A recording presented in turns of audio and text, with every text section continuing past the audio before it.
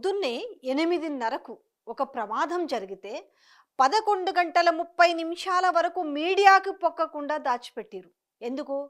ప్రభుత్వంలో జరుగుతున్న నిర్లక్ష్యము. ఎందుకంటే హడావుడిగా ఏదో చేసేసేయాలి, మేమేదో చేస్తున్నాము అని చెప్పుకోవాలి ప్రజలకని చేస్తున్న దాంట్లో ప్రతిదీ కూడా తమ వైఫల్యాన్ని బయటికి చెప్పుకోలేక ఈరోజు దాన్ని ఒక అట్లా మసిపూసి మారడికాయ చేసే పరిస్థితి కనిపిస్తుంది.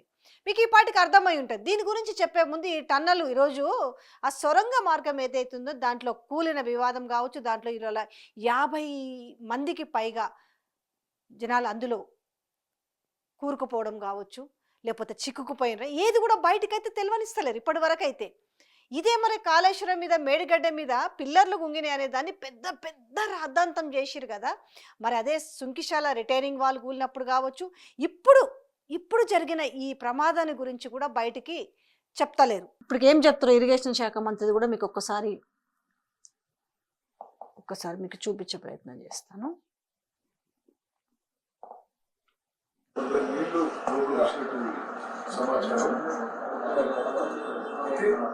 వాస్తవంగా ఇంకా మాకు ఇన్ఫర్మేషన్ రావాల్సింది. సైట్ చూసినాక ఎంతమంది ఉన్నట్టు సరే అవన్నీ విషయాలు కూడా కాంట్రాక్టర్ వాళ్ళ మనుషులు లోపల మోస్ట్లీ అంతా బయటకు వచ్చారు. బట్ అయితే ఇప్పటికి వీళ్ళ దగ్గర పూర్తి సమాచారం లేదని చెప్తున్నారు.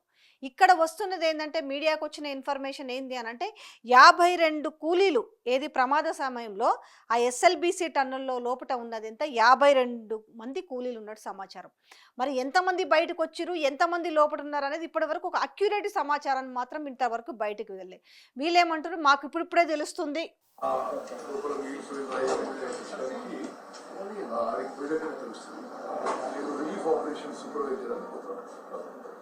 ఏం చెప్తున్నారు?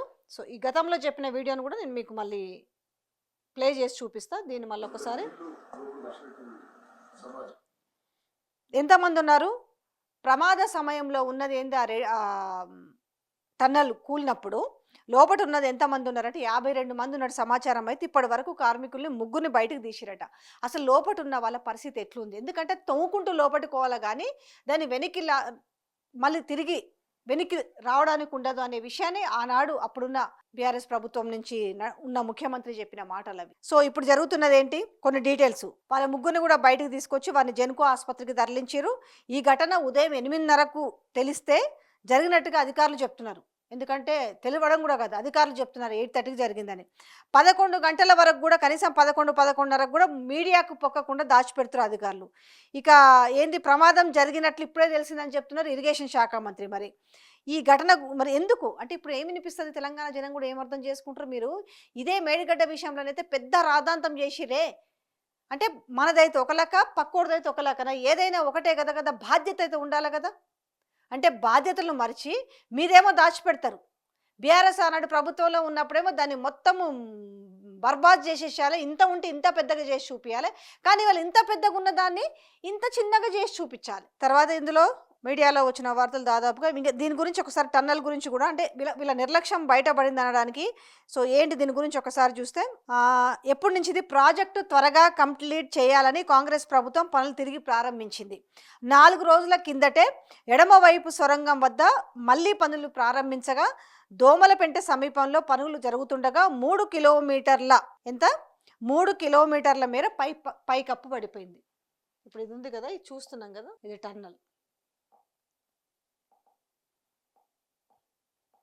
ఈ టన్నల్లో పనిచేస్తూ ఇప్పుడు చిక్కుకుపోయిన వాళ్ళది ఎప్పుడు హడావుడిగా దీన్ని ఫినిష్ చేయాలని ఏం చేసిరనంటే 3 కిలోమీటర్ల వరకు పైకప్పు పడిపోయింది. ఇప్పుడు లోపల ఆ పైకప్పు కింద ఎంతమంది ఉన్నారు, మరి 52 కూలీలు అందులో పనిచేయడానికి లోపల చిక్కుకుపోయారు. మరి ఎంతమందిని బయటకు తీసిరు, ఎంతమంది సేఫ్ సైడ్లో ఉన్నారు, ఎంతమంది ప్రమాదంలో చిక్కుకుపోయారు అన్న వివరాలు మాత్రం ఇప్పటికైతే వెల్లడించలేదు. 3 మాత్రం బయటకు తీసుకొచ్చినట్టుగా అధికారులు చెప్తున్నారు. రిమైనింగ్ ఎంతమంది ఉన్నారని తెలియట్లేదు. ఇక ఎడమవైపు సొరంగం దోమలపెంటలోని 14 కిలోమీటర్ వద్ద శనివారం 8:30 గంటలకు ఈ ప్రమాదం జరిగింది. ఇది ఈరోజు ఉదయం. సో ఈ ప్రమాదంలో 10 మంది కార్మికులకైతే ఆల్రెడీ గాయాలైనట్టుగా అయితే తెలుస్తుంది. మరి 8:30కి ఘటన జరిగితే మరి 11:30 వరకు కూడా వీళ్ళకి తెలవలేదని చెప్పడం ఎంతవరకు కరెక్ట్ అనేది అర్థం కావట్లేదు. అక్కడనేమో కార్మికులేమో ప్రాణాలతో కొట్టుమిట్టాడుతున్నాడు, ఇక్కడ ముఖ్యమంత్రి ఏమో కాలక్షేపం చేస్తున్నాడు. అంత పెద్ద ప్రమాదం ఆడ జరిగితే ఏం జరిగిందని అంటే వీళ్ళకి తెలియలేదు, అసలు తెలిసినా కూడా తెలియనట్టుగా యాక్ట్ చేస్తున్నారా. ఇక ఆయన అయితే మీటింగ్ అంటే ఇంత పెద్ద ప్రమాదం జరిగినా కూడా ఏం పట్టినట్టు వ్యవహరిస్తున్నాడు. ఇక ఆయన అయితే ఇక రిమైనింగ్ దీని గురించి ఏంటంటే ఈ ప్రాజెక్ట్ని మొదలుపెట్టింది కూడా కాంగ్రెస్ 2005లో ఎస్ఎల్బిసి ప్రాజెక్టుకు అప్పుడు కాంగ్రెస్ ప్రభుత్వం 2200 కోట్లతో పరిపాలన అనుమతులు జారీ చేసింది. ఈ ప్రాజెక్టుకు పనుల గడువును ఇప్పటిదాకా ప్రభుత్వాలు 6 సార్లు పొడిగించాయి. తాజా గడువు 2026 జూన్ వరకు ఉంది. 2017లో ఈ ప్రాజెక్టు అంచనాలను 3152 కోట్లకు పెంచగా ఈ మధ్య కాంగ్రెస్ సర్కార్ మరోసారి 4637 కోట్లకు పెంచారు. దీన్ని ఇంతకుముందు ఎంత 3152 కోట్లు ఉంటే దాన్ని కాంగ్రెస్ ప్రభుత్వం వచ్చిన తర్వాత 4637 కోట్లకు పెంచారు. ఈ ప్రాజెక్టులో ఇప్పటిదాకా 2646 కోట్లు ఖర్చు చేశారు. ఇది పూర్తి కాదని ఆనాడు కేసీఆర్ చెప్పారు. 42 కిలోమీటర్ల సొరంగంలో అందులో ఒక మిషన్ పెట్టారు, దాన్ని తవ్వుకుంటూ వెళ్ళాలి కానీ వెనక్కి తీసుకురాలేమని ఆనాడే ఆయన తెలంగాణ తొలి ముఖ్యమంత్రి ఈ విషయాన్ని కూడా ఈరోజు గుర్తు చేసుకుంటున్నారు.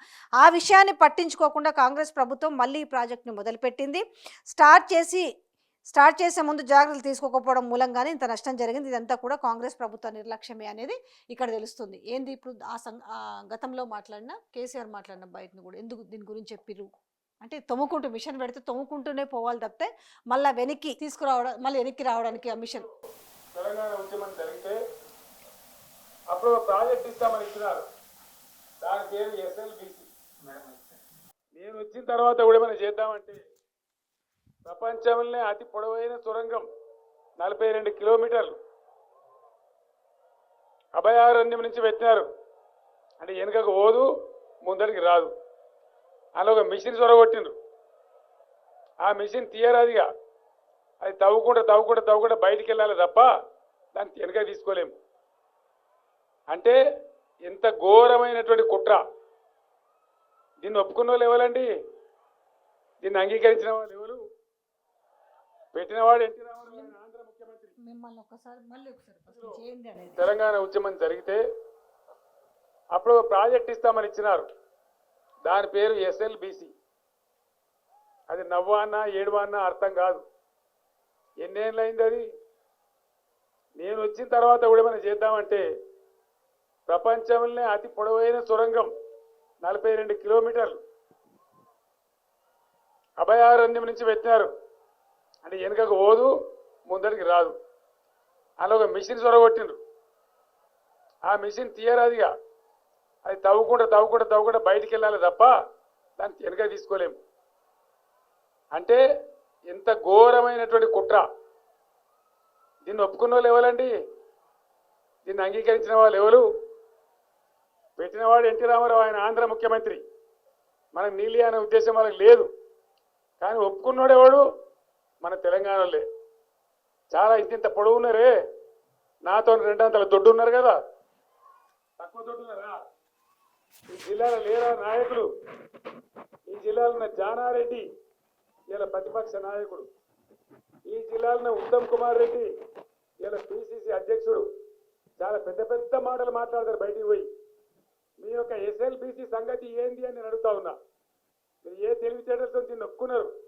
ఈ ఎస్ఎల్బిసి ఒప్పుకున్న నాడు జానారెడ్డి మంత్రిగానే ఉన్నాడు. మరి ఏం చేసిన ఆయన జానారెడ్డి? నీ తెలివి ఏమైంది? నల్గొండ జిల్లా ప్రజలు అర్థమైంది కదా. దాంట్లో ఒక మిషన్ పెట్టిరు, ఆ మిషన్తో తొమ్ముకుంటూ పోవడమే తప్ప దాన్ని వెనక్కి తీసుకురాలేము అనే విషయాన్ని ఆ ప్రాజెక్టు గురించి ఆనాడు 2018లోనే బీఆర్ఎస్ నేత కేసీఆర్ మాట్లాడడం జరిగింది. అంటే ఈ ప్రమాదం జరుగుతుంది, ఈ ప్రమాదం ఎందుకు, దాని విషయం ఏంది దాని మీద అనేది అతిపెద్ద టన్నల్. అది 42 కిలోమీటర్ల టన్నల్ ఒక మిషన్ ఇరికించారు. అది ముందుకు పోవడమే తప్ప దాన్ని వెనక్కి తీసుకురాలేరన్న విషయాన్ని, దాని గురించి ప్లస్ లేనిది మైనస్ లేనిదని చెప్పారు. దాంతోపాటుగా ఈరోజు బీఆర్ఎస్ వర్కింగ్ ప్రెసిడెంట్ కేటీఆర్ దీనిపైన మాట్లాడిన మాటలు కూడా చూద్దాం ఒకసారి. ఎస్ఎల్బిసి టన్నల్ వద్ద జరిగిన ప్రమాదానికి పూర్తి బాధ్యత రాష్ట్ర ముఖ్యమంత్రి రేవంత్ రెడ్డిదే. సుంకిసాలలో రిటైనింగ్ వాల్ కుప్పకూలిన ఘటన మరొక ముందే రాష్ట్రంలో మరో దుర్ఘటన జరగడం కాంగ్రెస్ సర్కార్ వైఫల్యానికి నిదర్శనం. కాంట్రాక్టులతో కుమ్మక్కై కమిషన్ల వేటలో పర్యవేక్షణను గాలికి వదిలేయడం, నాణ్యతా ప్రమాణాల విషయంలో పూర్తిగా రాజీ పడిపోవడం వల్లనే ఇలాంటి వరుస ఘటనలు జరుగుతున్నాయి. పైకప్పు కూలిన ఘటనలో లోపల ఎవరైనా చిక్కుకొని ఉంటే వారిని క్షేమంగా బయటకు తీసుకొచ్చేందుకు యుద్ధ ప్రాతిపదికన సహాయ చర్యలు చేపట్టాలి. ఈ ప్రమాదంలో గాయపడిన క్షతగాతులకు మెరుగైన వైద్యము అందించి వారి ప్రాణాలు కాపాడాలి.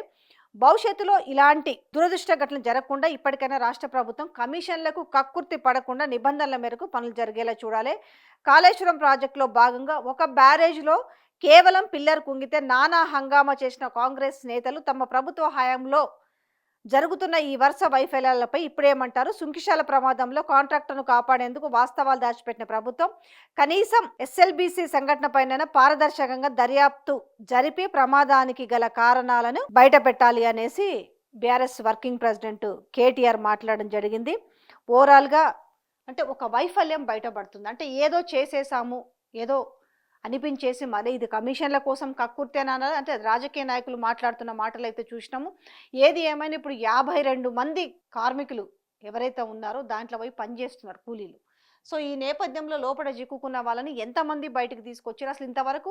అంటే ఈరోజు ఉదయం 8:30 గంటలకు ఈ విషయం జరిగితే కనీసం దాన్ని బయటికి పెట్టడానికి 11:30 మీడియాకు తెలిసేసరికి ఇంత సమయం పట్టిందంటే ఎందుకు దాచిపెట్టిరు?